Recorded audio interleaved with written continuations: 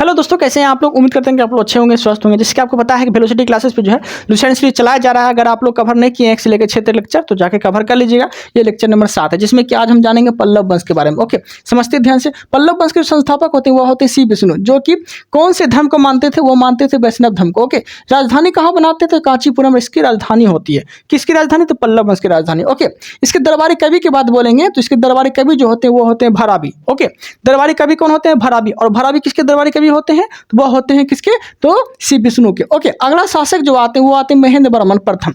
महेंद्र वर्मन प्रथम जो है वो अगला शासक आते हैं पल्लव वंश में। ओके, और ये उपाधि कौन से धारण करते हैं, तो महेंद्र वर्मन जो उपाधि धारण करते हैं वो करते हैं विचित चित गुणभर मत विलास शत्रुमल। ये उपाधि जो है ये महेंद्र वर्मन प्रथम की उपाधि रहते हैं। ओके, उसके बाद महेंद्र वर्मन प्रथम की एक रचना है। ओके, वो रचना क्या नाम है, तो वह है मत विलास प्रहसन। तो मत विलास प्रहसन की रचना अगर पूछेगा आपसे तो क्या बोलेंगे, कौन करते हैं, तो वह करते हैं महेंद्र वर्मन प्रथम। ओके, आगे देखते हैं। अगला शासक जो आते हैं वो आते हैं नरसिंह वर्मन प्रथम। नरसिंह वर्मन प्रथम की उपाधि की बात बोलेंगे तो नरसिंह वर्मन प्रथम जो है ये मामल बताबी कोण की उपाधि धारण करते हैं। ओके, इसके समय जो है दक्षिण भारत में ह्वेनसान भारत आता है 641 ईस्वी में। ओके, उसके बाद जो है वर्धन वंश के शासक हर्षवर्धन के दरबार में भी ह्वेनसांग आते हैं। ओके, आगे देखते हैं। महाबलीपुरम मंदिर का निर्माण जो करवाते हैं वो कौन करवाते हैं, तो नरसिंह वर्मन प्रथम ही करवाते हैं। ओके, जिसे कि एकाश मंदिर कहा जाता है, मतलब कि पत्थर से काट के बनाया गया मंदिर। ओके, कौन सा मंदिर, तो महाबलीपुरम का मंदिर। कौन निर्माण करवाते हैं, तो वो करवाते हैं नरसिंह वर्मन प्रथम। ओके, यहाँ तक कोई दिक्कत नहीं। अब देखिए, महाबलीपुरम मंदिर को रथ मंदिर भी कहे जाते हैं, रथ मंदिर कहे जाते हैं। ओके, रथ मंदिर में पूछ लिया कि सबसे बड़ा रथ किसका है, तो किसका है, तो वह है धर्मराज का। ओके, और सबसे छोटा रथ तो वह किसका है, तो वह द्रौपदी का है। ओके, यहाँ तक कोई दिक्कत नहीं है। आगे देखते हैं। अगला शासक आते हैं नरसिंह वर्मन द्वितीय। ओके, ये कौन सी उपाधि धारण करते हैं, तो वह करते हैं शंकर भक्त। क्योंकि शंकर भक्त शंकर जी को ये बहुत ज़्यादा मानते हैं, बहुत ज़्यादा इसकी पूजा करते हैं, इसलिए इसे शंकर भक्त की उपाधि से नवाजा गया था। ओके, आगे है राजश्री सर्वाप्रिय आगम प्रिय। शंकर भक्त राजश्री सर्वाप्रिय आगम प्रिय जो उपाधि रहते हैं वह नरसिंह वर्मन द्वितीय की ही उपाधि रहते हैं। ओके, यहाँ तक कोई दिक्कत नहीं है। ये क्या करवाते हैं, तो कांची में संस्कृत विश्वविद्यालय की स्थापना करवाते हैं। कौन, तो नरसिंह वर्मन द्वितीय। ओके, और जो है कैलाश मंदिर का निर्माण अगर पूछ लिया कि कौन करवाते हैं, तो वो कौन करवाते हैं, तो नरसिंह वर्मन द्वितीय ही करवाते हैं। ओके, आगे देखते हैं। इसके समय जो है अरबों का आगमन होता है उत्तर साइड में, लेकिन आपसे क्वेश्चन पूछेगा कि दक्षिण भारत में किसका शासन चल रहा होता है, तो नरसिंह वर्मन द्वितीय का शासन चल रहा होता है। ओके, यहाँ तक कोई दिक्कत नहीं है। आगे देखते हैं। इसके दरबारी कवि जो होते हैं वो होते हैं दांडी। तो दांडी की एक बुक भी है, वो कौन बुक है, 10 कुमार चरित और अवंती सुंदरी। 10 कुमार चरित और अवंती सुंदरी जो है ये दांडी का ही बुक है, याद रखिएगा, जो कि नरसिंह वर्मन द्वितीय के दरबारी कवि रहते हैं। ओके, आगे देखते हैं। इस वंश का अंतिम शासक जो होता है, मतलब पल्लव वंश का जो अंतिम शासक होते हैं वो कौन होते हैं, अपराजिता वर्मन। कौन होते हैं, अपराजित वर्मन। ओके, उसके बाद जो है अगला वंश आता है, वो वंश का क्या नाम रहता है, तो चोल वंश। ठीक है, चोल वंश का अगर प्रतीक चिन्ह पूछ लिया आपसे तो वो होते हैं बाघ। कौन होते हैं, बाघ होते हैं। ठीक है, चोल वंश का प्रतीक चिन्ह बाघ होते हैं, याद रखिएगा। यहाँ तक कोई दिक्कत नहीं। इसके संस्थापक की बात बोलेंगे तो वो विजयालय होते हैं। चोल वंश के संस्थापक विजयालय होते हैं। राजधानी कहाँ बनाते हैं, तो तंजौर बनाते हैं। राजधानी कहाँ बनाते हैं, तो तंजौर जो है चोल वंश की राजधानी होती है। ओके, यहाँ तक कोई दिक्कत नहीं। विजयालय जो है ये नरकेसरी की उपाधि धारण करते हैं। तो आपसे क्वेश्चन पूछेगा कि चोल वंश के किस शासक जो है, कौन से शासक नरकेसरी की उपाधि धारण करते हैं, तो क्या बोलेंगे, विजयालय। ओके, आगे देखते हैं। अगला शासक जो आते हैं वो आते हैं परांतक प्रथम। परांतक प्रथम और इंद्र तृतीय के बीच एक युद्ध होता है। उस युद्ध का क्या नाम रहते हैं, तो युद्ध का नाम रहते हैं तक्कोलम का युद्ध, जिसमें कि परांतक प्रथम जो है वो हार जाते हैं। परांतक प्रथम जो है वो हार जाते हैं और कृष्ण तृतीय जो कि राष्ट्रकूट वंश के शासक होते हैं वो जीत जाते हैं। ओके, यहाँ तक कोई दिक्कत नहीं। उसके बाद पल्लव वंश का अगला शासक आते हैं परांतक द्वितीय। कौन आते हैं, परांतक द्वितीय आते हैं। इसे जो है सुंदर चोल के नाम से जाना जाता है। ओके, तो आपसे क्वेश्चन पूछेगा कि सुंदर चोल किसे कहे जाते हैं, तो परांतक द्वितीय को बोले जाते हैं। ओके, यहाँ तक कोई दिक्कत नहीं। उसके बाद अगला शासक आते हैं राजराज प्रथम। राजराज प्रथम के समय जो है एक महत्वपूर्ण कार्य हुआ होता है। वो कार्य क्या होता है, तो रक्त और लौ की नीति। रक्त और लौ की नीति अगर पूछेगा कि दक्षिण भारत में चोल वंश के समय रक्त और लौ की नीति कौन अपनाते हैं, तो क्या बोलेंगे, राजराज प्रथम अपनाते हैं। ओके, यहाँ तक कोई दिक्कत नहीं है। आगे देखते हैं। ये क्या करवाते हैं, तो तंजौर में जो है विद्येश्वर मंदिर का निर्माण कराते हैं। कौन, राजराज प्रथम जो है तंजौर में विद्येश्वर मंदिर का निर्माण कराते हैं। विद्येश्वर मंदिर का निर्माण करवाते हैं। ओके, जिसे कि राजराजेश्वर मंदिर भी कहे जाते हैं। ओके, ये मंदिर को जो है आरबीआई द्वारा जो है 1000 के नोट पे जो है 1954 में इसको चित्रित किया जाता है। ओके, यहाँ तक कोई दिक्कत नहीं है। आगे देखते हैं। अगला शासक जो आते हैं वो आते हैं राजेंद्र प्रथम। इसे ना इसे पंडित चोल के नाम से जाने जाते हैं। ओके, पंडित चोल अगर आपसे पूछ लिया कि पंडित चोल के नाम से कौन जाने जाते हैं तो क्या बोलेंगे? राजेंद्र प्रथम। ठीक है, ये क्या करते हैं तो बंगाल की खाड़ी को झील में परिवर्तित करते हैं। बंगाल की खाड़ी को जो है झील में परिवर्तित करने वाला चोल शासक अगर आपसे पूछ लिया तो क्या बोलेंगे? तो वो होते हैं राजेंद्र प्रथम। ओके, यहाँ तक कोई दिक्कत नहीं। अगला वंश जो आते हैं वो आते हैं पांडु वंश। पांडु वंश से ज्यादा सवाल आते नहीं है, बस आपसे राजधानी पूछ लेगा तो पांडु वंश की राजधानी मदुरै रहती है। ओके, अब मदुरै में कौन सा मंदिर है? तो मदुरै में मीनाक्षी मंदिर है। मदुरै में मीनाक्षी मंदिर है जो कि तमिलनाडु में है। ओके, यहाँ तक कोई दिक्कत नहीं। मेन क्वेश्चन आपको यहाँ फोकस करना है, प्रमुख वंश और राजधानी एवं संस्थापक। ओके, यहाँ तक कोई दिक्कत नहीं। अब देखते हैं आगे।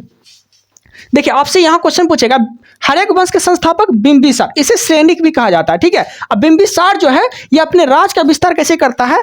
तो वैवाहिक जीवन से। आपसे क्वेश्चन पूछेगा कि मगध पर वैसा कौन सा शासक था, मगध का ऐसा कौन सा शासक था जो कि अपने राज का विस्तार जो है वैवाहिक जीवन से किया? तो क्या बोलेंगे? बिंबिसार। ओके, यहाँ तक कोई दिक्कत नहीं है। आगे देखते हैं।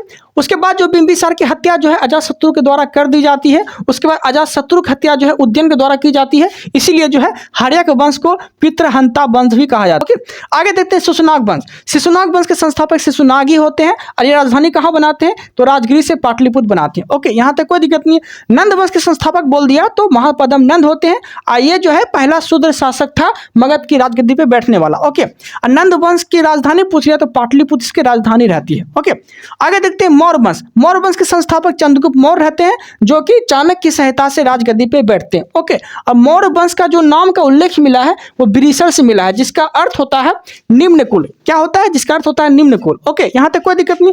मौर्य वंश की राजधानी पाटलिपुत्र। शुंग वंश के संस्थापक पूछ लिया तो पुष्यमिक शुंग होते हैं। ओके, अब पुष्यमिक शुंग की राजधानी पूछ लिया तो पाटलिपुत्र। ओके, पुष्यमिक शुंग जो है सांची स्तूप को नष्ट करते हैं और सांची स्तूप बनाते कौन है? तो अशोक बनवाते थे। ओके, ये है कहाँ पे? तो एमपी के भोपाल में है। ओके, यहाँ तक कोई दिक्कत नहीं है। आगे देखते हैं।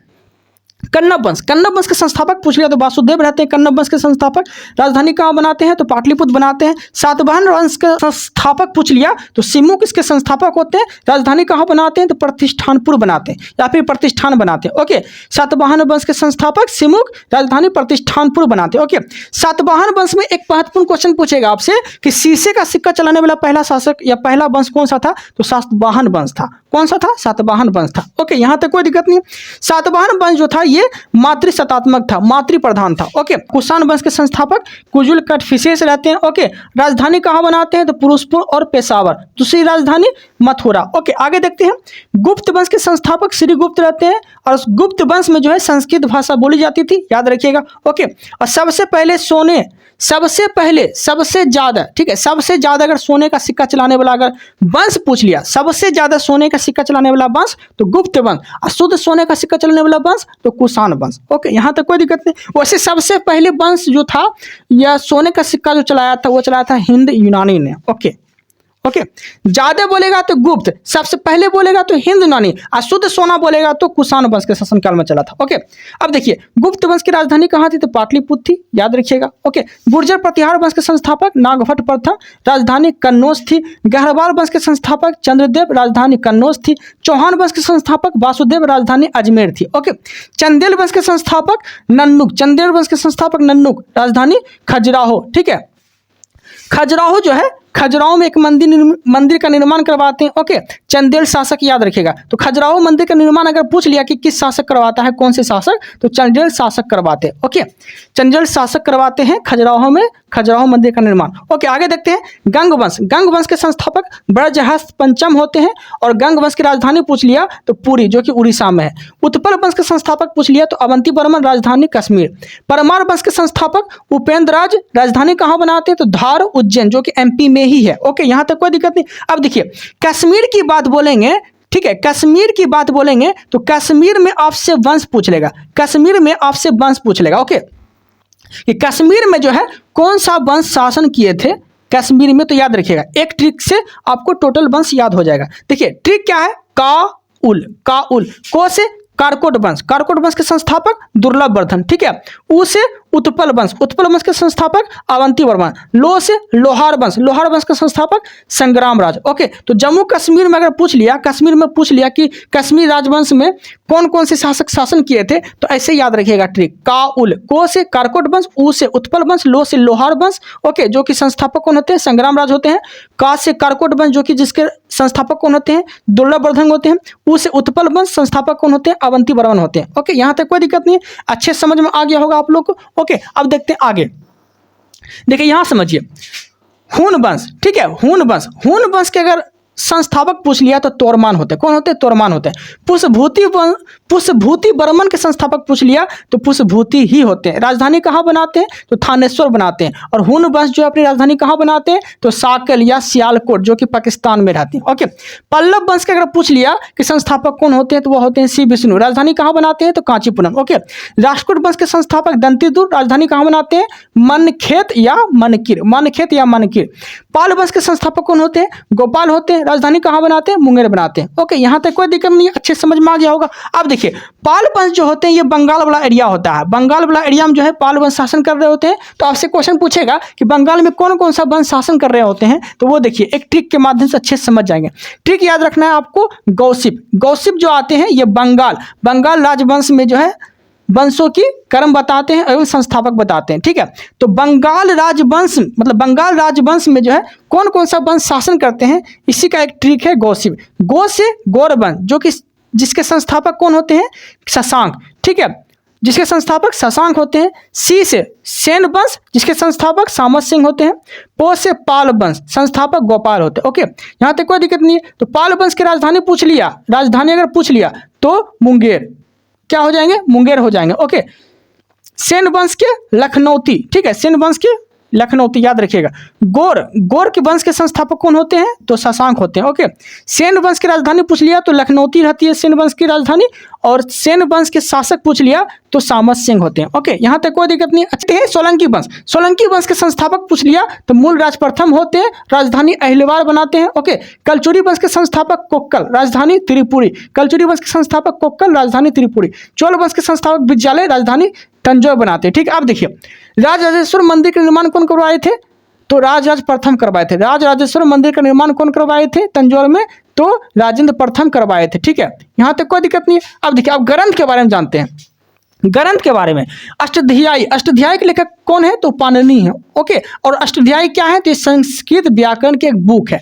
ओके, यहाँ तक कोई दिक्कत नहीं। रामायण के लेखक पूछ लिया तो वाल्मीकि, महाभारत के लेखक पूछ लिया तो वेद व्यास, प्राचीन नाम अगर पूछ लिया तो जय संहिता, याद रखिएगा। ओके, अर्थशास्त्र के लेखक पूछ लिया तो वो कौन है, तो चाणक्य या कौटिल्य या विष्णुगुप्त, तीनों एक ही का नाम है। इंडिका पुस्तक के लेखक पूछ लिया तो मेगास्थनी, जो कि चंद्रगुप्त मौर्य के दरबार में रहते हैं। ओके, पंचतंत्र के लेखक विष्णु शर्मा। सत्य सरिता सूत्र के लेखक पूछ लिया तो नागार्जुन। मध्यमिका सूत्र के पूछ लिया तो नागार्जुन। नागार्जुन को भारत का आइंस्टीन बोले जाते हैं, याद रखिएगा। बुद्ध चरित्र के लेखक कौन है, तो अश्वघोष। बुद्ध चरित्र के लेखक अश्वघोष। बुद्ध चरित्र को बौद्धों का रामायण कहते हैं, बुद्ध चरित्र को बौद्धों का रामायण कहते हैं, याद रखिएगा। सुंदरानंद सारपुत्र प्रकरण, सुंदरानंद सारपुत्र प्रकरण, ये भी जो है अश्वघोष की ही रचना है। ओके, यहां तक कोई दिक्कत नहीं।